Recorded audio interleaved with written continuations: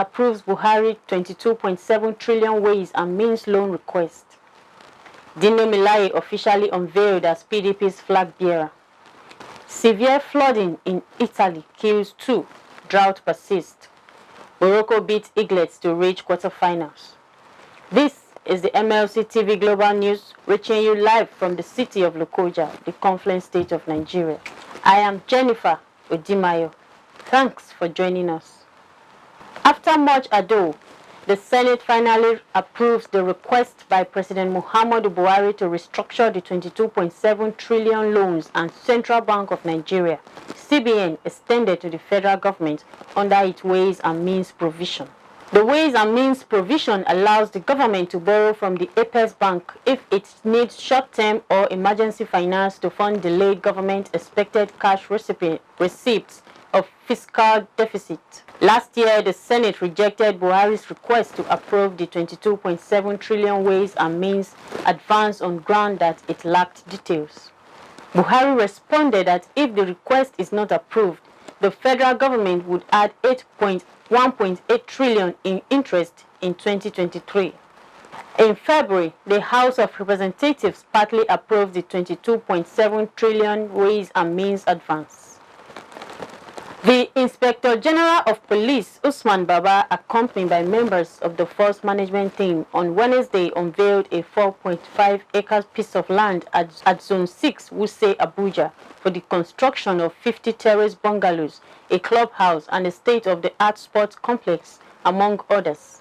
According to a statement by the Force Public Relations Officer, the event marked the commencement of construction work at the project site and was attended by senior police officers and other dignitaries. He also stated that the project, which is being coordinated and managed by the Nigerian Police Force under the auspices of the Nigerian Police Properties Limited, will cover an area of 4.5 hectares and comprise 50 terraces of bungalow, a clubhouse, and a state-of-the-art sports complex, amongst others, with modern facilities and structures.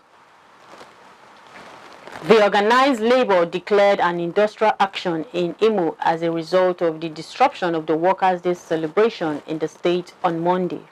However, speaking at a press conference on Wednesday, Onwansi, who is also the state chairman of the Nigerian Union of Teachers, NUT, advised the NLC national leader to call off the strike because Imo workers under his leadership were unwilling to down tools.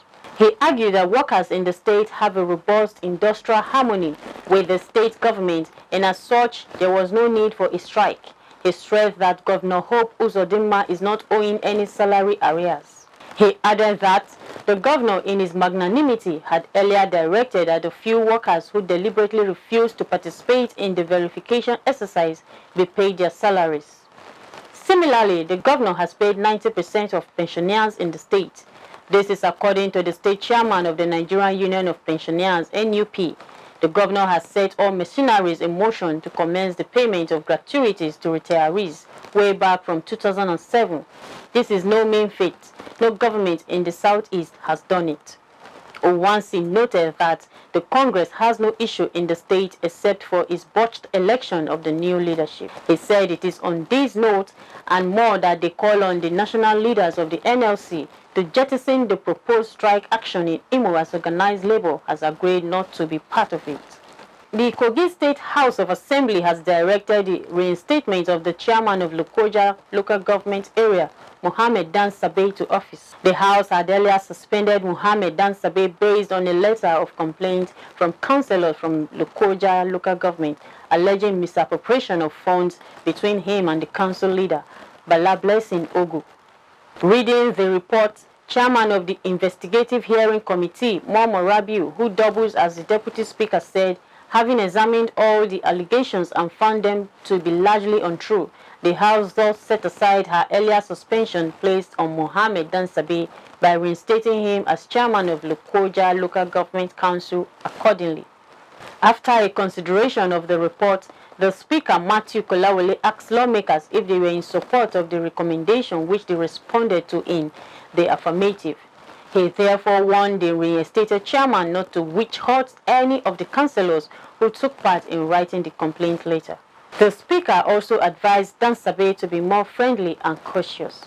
The House also absolved the council leader, Bala Blessing Ogu, of allegations that border on misappropriation of funds. He directed the clerk of the House, Ahmed Chogudu, to further the House resolution to the Minister of Local Government and Chieftaincy Affairs. The Senate joined prominent Nigerians and parliamentary institutions to urge the United Kingdom government to grant former Deputy Senate President Ike Ekweremadu and his wife Beatrice clemency. The court came less than 48 hours to set date for sentencing of the couple. The resolution of the Senate followed a motion on the matter moved by Senator Chukwuka Utazi, PDP Enugu North, during the plenary. We'll go on a short break. We'll be right back. As suggested in the motion. From 31st January to June 31st, 2023, say aye. Those against say nay, the ayes have it. Do you know what it takes to lead? Do you understand what is politics? Do you have issues concerning the way we play politics? Do you have reservations about some political mugu? Do you want to serve or be served? Do you want to contest? Do you want to occupy any political office or be in charge of your world? All this and many more are what we discuss right here in the political arena.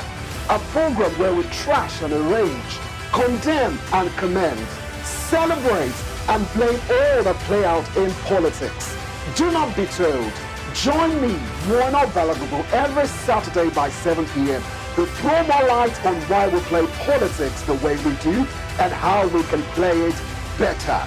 Political Arena, building a government of the people and for the people. Don't miss it. Welcome back. And on politics, Senator DINO MELEYE has officially been unveiled as the governorship candidate of the People's Democratic Party, PDP, for the November 11th gubernatorial election in Kogi State.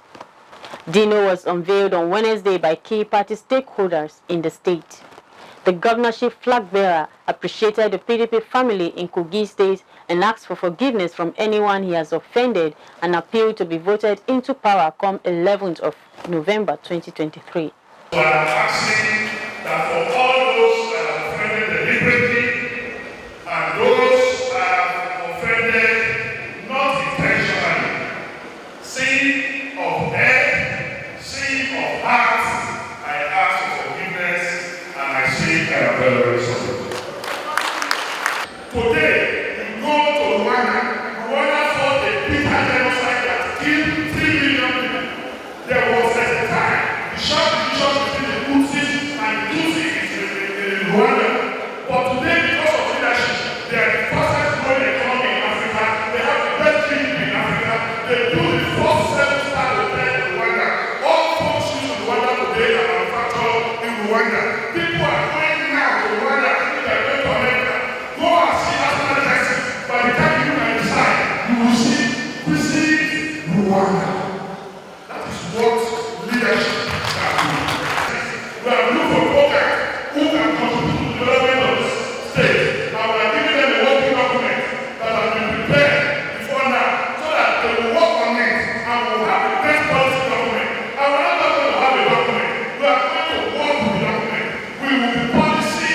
We are not just going to have a policy that we are going to formulate. We are going to implement it strategically and Kogi will become the envy of all.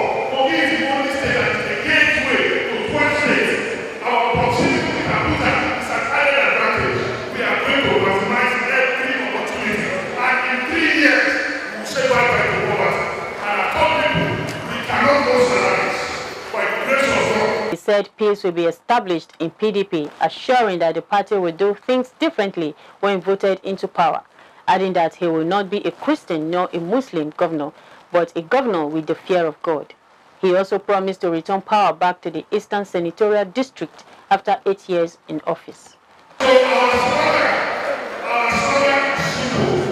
By the time I shout one Kogi, you will respond one destiny. That's all. Because we are united people and together by the grace of God, we are going to change and succeed. Some people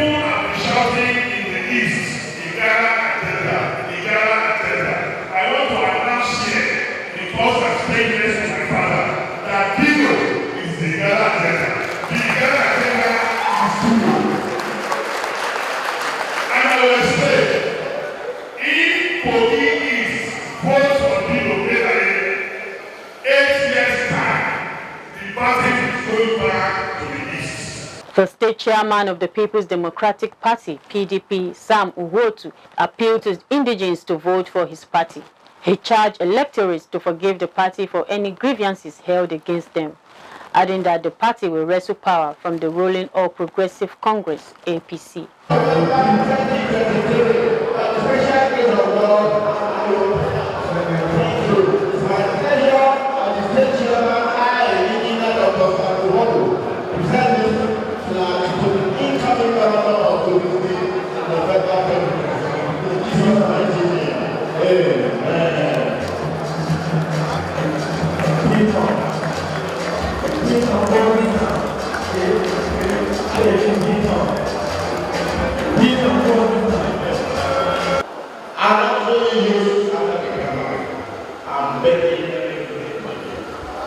That the opportunity for us to come back to power in Kogi has had a slow action the way it is now. We are very sure by the grace of God. The next governor of this year is the PDP governor in government house in Africa. I just want to tell you, I want to make it clear. Whatever be your manner, whatever be the business, whatever be the offense, for the sake of please find the place in your heart to give us. A former Kogi State Governor, Ibrahim Idris, said he will always remain a member of the PDP. He admonished all party stakeholders to unite against any forces who intend to stop their victory at the election polls. He urged members of the party to support themselves and see themselves as one family. Thank you for taking time out of the election, and I wish us to come. There is something that we need to know. I am a PDP member, and I remain a PDP member. I am not moving to anywhere. I remain here, I am here to support whoever party has accepted. We must all know this, that the candidate of our great party, Mr. Father, is Chief MELEYE. He's a voter and a voter. He's a PDP member. How do you expect me to leave my party to go and enjoy other party? That will be the last thing I will do. And I'm not going to do it. So we remain in the party, and we have to rally around him, give him all the support he needs, so that we'll get there to the event after the Also speaking, former lawmaker representing Kogi State Tunde Ogbeha appealed to aggrieved party members to shift their sword and work for the party's victory. He appreciated the people of Kogi East for acknowledging the rule of rotation, stressing that they have applied great wisdom in pursuing the electoral process. East and Western Senatorial District, not for the lack of candidates or lack of aspirants, but the maturity and the wisdom they have applied in pursuing this electoral process. And those of us from the West, we have resolved to work assiduously with our Western and Central brothers and sisters to ensure that the agenda for Kogi is achieved. And what is the agenda for Kogi? The agenda one is to try and install the principle of power shift and try to ensure that our candidate wins the next election. Governor Okezie Ikwazu will on Friday swear in the acting Chief Judge of Abia State, Justice Lillian Abai, as the substantive Chief Judge of the state. The swearing in will be performed at the Banquet Chamber of Government House, Umuahia. A release from the Chief Press Secretary CPS to the Governor Onyebuchi Ememanka said the acting Chief Judge is coming after the National Judiciary Council NJC, the Abia State House of Assembly, duly confirmed her. It will be recalled that members of the Judiciary Staff Union of Nigeria, JUSUN, Abia State Chapter have been on strike in the last 3 weeks over the non-confirmation of Justice Abai as Abia's substantive Chief Judge, among other demands. The strike, which has crippled activities in the state judiciary, made the Election Petition Tribunal at the Umuahia High Court complex relocate to another venue. And on crime, a native doctor identified as Emir Ibe was accused by his community of inflicting machete wounds on 2 children on Friday. Ota Awa, 10 years old, and his stepsister Kosi Sochukwu on the allegation that they were responsible for the death of his sheep. A community source told newsmen that the native doctor has fled to an unknown destination after committing the wicked act. The native doctor reportedly accused Owa of beating his sheep to death, an allegation refuted by the boy's family. Rather than allow the kid to explain himself, Ibe allegedly tied and dragged him to his shrine, where he dealt him machete blows in an effort to squeeze the truth out of his mouth. He added that when his sister Kosi Sochukwu pleaded with the native doctor to spare her brother's life, Ibe also grabbed her and beat her with the same machete, declaring that nothing would happen if he killed them. The victim's father, reportedly a stroke patient, and their mother, an asthmatic patient, were helpless and could not rescue their children from the native doctor. Condemning the development, the traditional ruler of Akanu, Eziago Umba Okereke, said he had directed other native doctors in the community to fish out their fugitive colleague for prosecution. The monarch, who condemned the action of the native doctor, promised that the matter would not be swept under the carpet as he is prepared to protect the rights of abused children.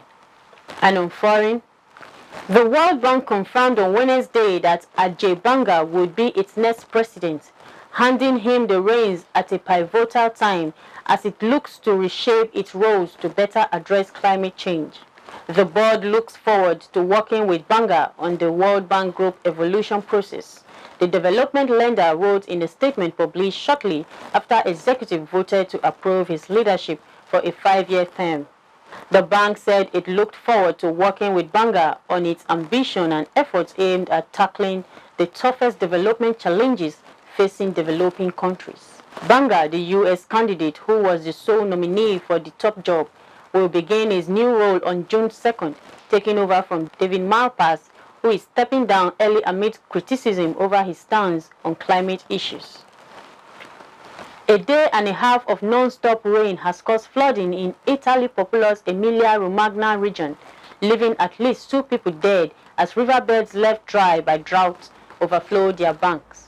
1 person was swept away by flood water while riding a bicycle in Ravenna province, and another died near Imola when a resident was hit by a flood-triggered landslide. The intense rainfall comes as Italy faces a 2nd year of drought, which has depleted its largest river, the Po. The river supports agriculture in the vast Po River Valley before emptying into the Adriatic Sea east of Bologna in Emilia-Romagna. The severe rainfall raised the level of the Po by 1.5 meters, nearly 60 inches, in 24 hours, and smaller rivers in Emilia-Romagna overflowed their banks, causing damage to property and agriculture. About 450 people were evacuated from their homes. The Coldiretti agricultural lobby said the violent storm, far from bringing relief from the drought, had worsened the situation as flood waters damaged vineyards and olive groves. Lake Garda, which straddles the neighboring Lombardy and Veneto region and is used as a basin for agriculture, remains near historic lows at 43% capacity. Israeli blocked roads and demonstrated against a continuous government plan to overhaul the judiciary, hoping to ramp up pressure on lawmakers after parliament reconvened this week following a month-long recess. Prime Minister Benjamin Netanyahu paused the overhaul in March after intense pressure and opposing sides as trying to reach a compromise agreement. But in a sign of the mistrust of his intentions, tens of thousands have continued to protest every Saturday night since. Thursday midweek protest was expected to be smaller. However, demonstrators are hoping to remind legislators of their presence and their ability to disrupt the countries over their opposition to overhaul. Police said one protester was arrested for causing disturbance.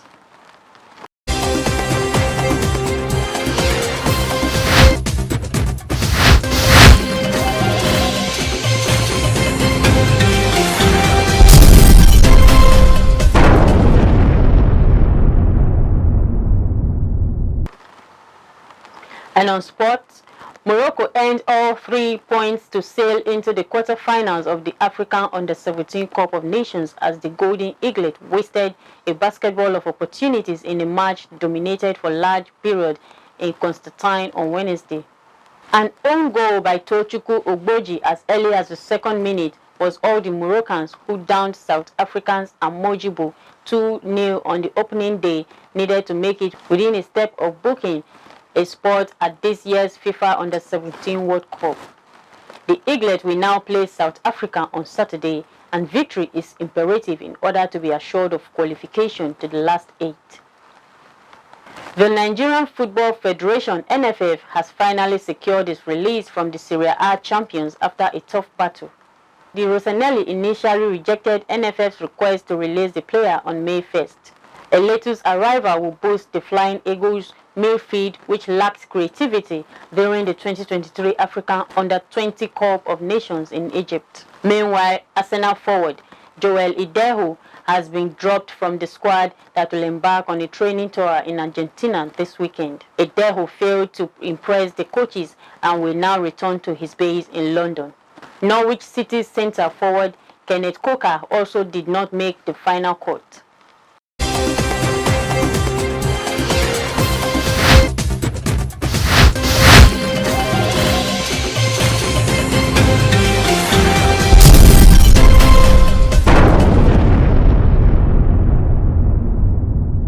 Let's join Joy Dada for more happenings in the world of entertainment.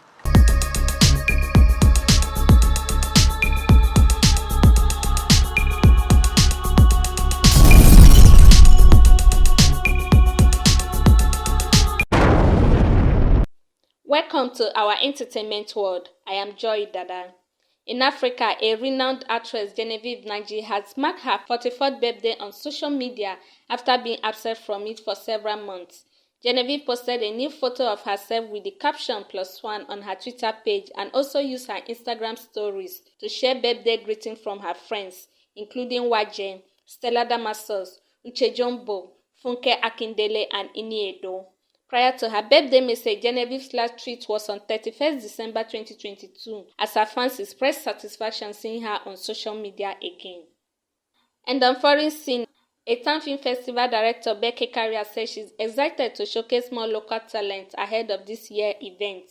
Northampton Film Festival will showcase 59 local and British short and feature-length films between 23rd and 31st May, supported by the Northampton Film House and University of Northampton. Becky noted that the event was first held in 2019 and is welcoming entrants from across the United Kingdom for the 2023 event, adding they will not disappoint the audience who are eagerly waiting for the show. On a sad note, veteran pop singer Chris Mba has died after a long battle with heart issues. The musician, who was famous in the 1980s for his Jerry Coy and his song Life Funky Situation, Baby Don't Cry, Making My Way, and Love Everlasting, died at the Lagos University Teaching Hospital. Michael Odion, the general manager of Premier Music, which Chris was signed to, who shared the news in a post via his Instagram account, wrote that Premier Record expresses sadness on the death of one of its artists, Chris Mba. Odion said Chris Mba was a bundle of talent who localized pop music by adding local instruments into his music to give the African feel, and made waves in the late 80s up to the 90s with his hits. The music record condoled with the family of the deceased and prayed God to give them the fortitude to bear the loss. May his soul rest in peace. Thanks for joining me. I am Joy Dada, reporting for MLC TV.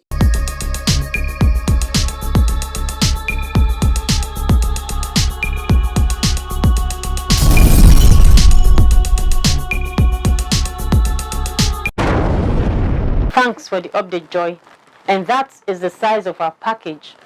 If you like what we are doing, Do support us by subscribing to our YouTube channel, MLC TV. Like and follow our Facebook pages, MLC TV and MLC TV2, Instagram MLC TV 2021, Twitter MLC TV1. For your event coverage, appearances on any of our programs, contributions, comments, advert placement, or sponsorship, please call or send SMS to any of our numbers displayed on your screen. Join MLC TV online on weekends to watch our various programs. Saturday, 7 p.m. Political Arena, Sunday, 6 p.m. Women's World, and Monday, 9 a.m. The Opinion. It is MLC TV, reaching everywhere, informing everyone. Please be your brother's keeper to build a happier and better society together. I am Jennifer Odimayo. Thanks for watching.